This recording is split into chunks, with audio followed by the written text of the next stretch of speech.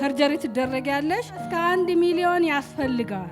አሁን እናቴ ሙሉ አንድ በጌታ አይደለችም። እንዴት ነው መቀመጥ አልችልም፣ መቆም አልችልም፣ መተኛት አልችልም፣ ማጎንበስ አልችልም። መምህር ነኝ። ማውራት እጅግ ቀላል ነው፣ ሆኖ መገኘትና በቦታው ላይ መኖር ከባድ ነው። አውቄ ይመስላችኋል? ሁሌ ያንቺ በሽታ ይሉኛል። በቃ ከዚህም በኋላ ሪፌር ለሲኤም ቸርች እናድርግ እንዴ አለኝ። ሙስሊም ነው።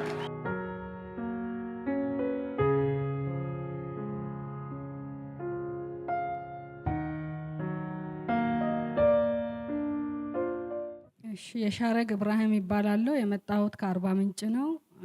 መምህር ነኝ።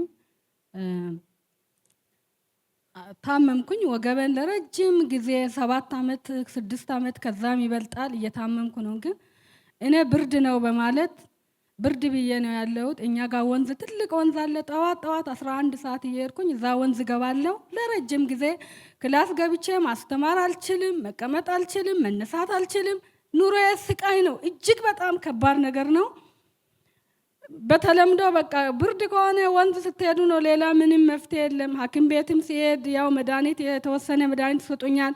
ያም መድኃኒት ደግሞ ሲጨርስ መርፌ እወጋለሁ። መርፌ ትንሽ የህመሙን ትንሽ ያስታግስና እንደገና ይጀምረኛል። በጣም ረጅም ጊዜ ተሰቃየሁና መጨረሻ ላይ አርባ ምንጭ ሆስፒታል ሄድኩኝ። እኔ ቀለል አድርጌ ነው ብርድ ነው ብዬ ተነስቼ ሄድኩኝ። ሆስፒታል እንደሄድኩኝ ሪፌራል ሆስፒታል አዘዙኝ። ሪፌራል ሆስፒታል ሲሄድ ኤምአር ካየ በኋላ ውጤቱን ይዤ ወደ ዶክተሩ መጣ።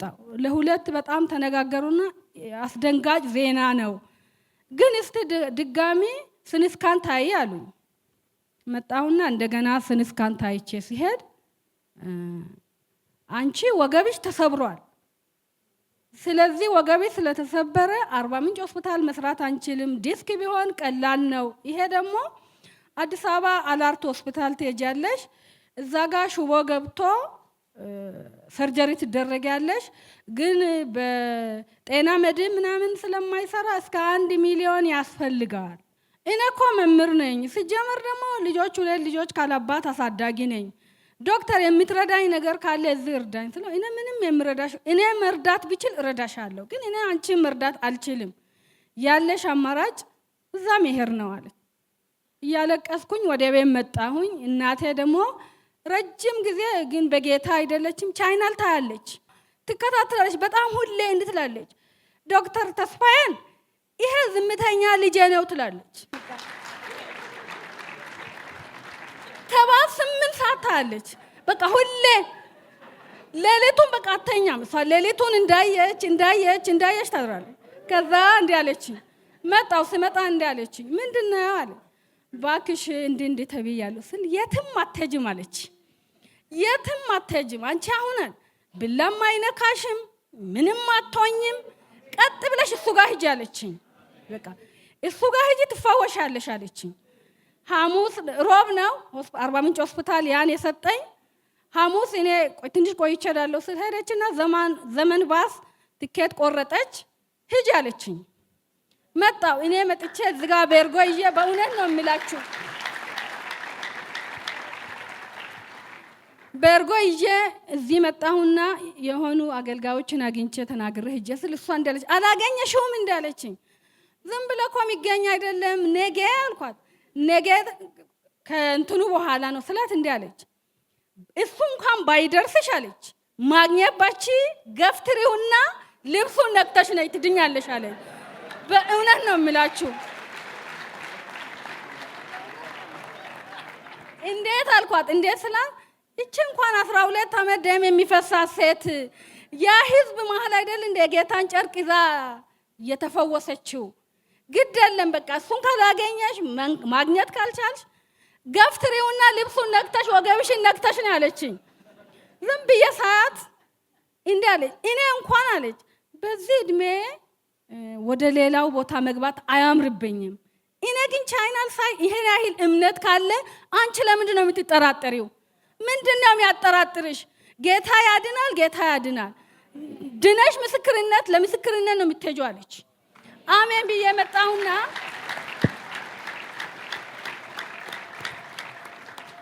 መጣሁና ከመጣሁ በኋላ ፕሮግራሙ እዚህ መጥቼ እዛ ቁጭ ብዬ እዛ እንትም ተናግሬ መጥቼ ቁጭ ብዬ ነበረ ሲጠብቅ ወደ እኔ እሱ አይመጣም። እኔ የሚጠብቀው እሱን ነው። እውነቴን ነው የማወራው። ጌታ ሆይ ከህመሜ ደግሞ ለእናቴ ሂጄ ምንድን ነው የምናገረው? ጌታ ሆይ አሁን እናቴ ሙሉ አንድ በጌታ አይደለችም። እንዴት ነው በቃ ውስጤ ለምን እሱ ያየኛል ወደ እኔ አይጠጋም? ያየኛል ወደ እኔ አይጠጋም። እኔ ደግሞ እጮሃለሁ።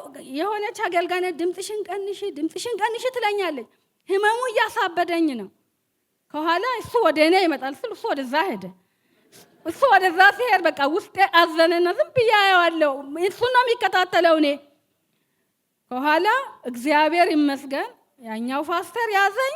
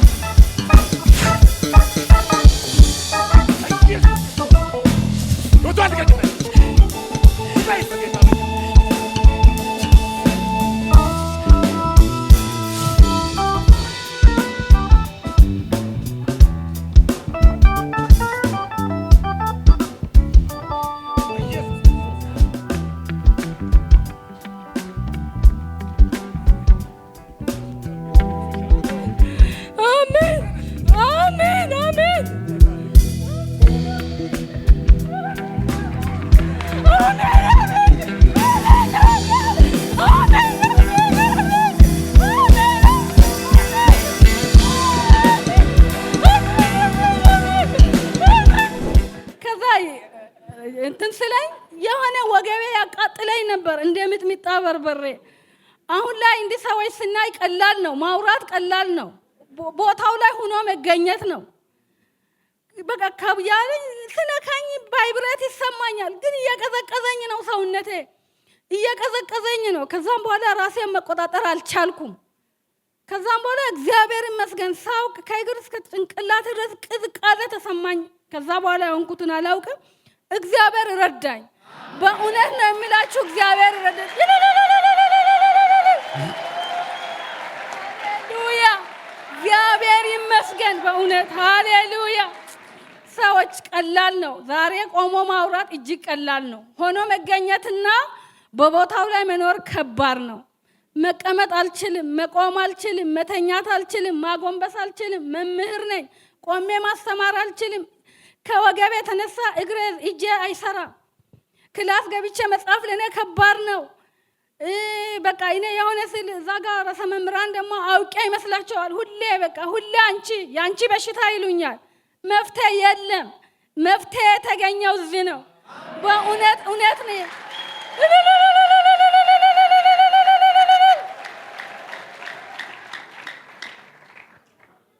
በእውነት የትማ ዶክተሩ አገኘኝና የሻረጋል ህርሽም እንደ ስለኝ የት ነው የሚሄደው አልኩኝ።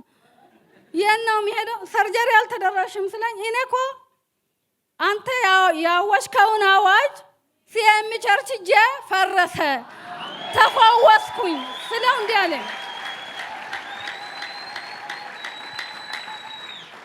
አለኝ። በቃ ከዚህም በኋላ ሪፌር ለሲኤም ቸርች እናድርግ እንዴ አለኝ። ሙስሊም ነው። አዎን አልኩት። በእውነት ነው የምላችሁ እግዚአብሔር ትልቅ ነው። ዛሬ በእውነት መቀመጥ እችላለሁ፣ መነሳት እችላለሁ፣ መተኛት እችላለሁ፣ መስራት እችላለሁ። በእውነት ከኔ ተማሩ። በእውነት ነው የምለው።